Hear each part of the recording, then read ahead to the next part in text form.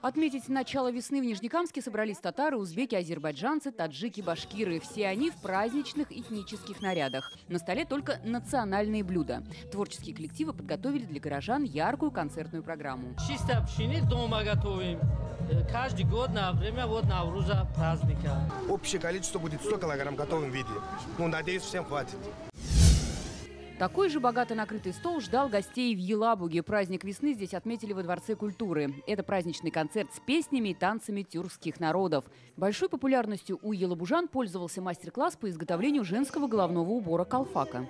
Мирно работают и живут, проводят праздники, сохраняют обряды, традиции 12 национальных автономных диаспор. И вдохновение у людей, и настроение, в принципе, очень все хорошо. С праздником Навруз, и как раз он совпадает и всем мусульманам с наступающим пост Ураза.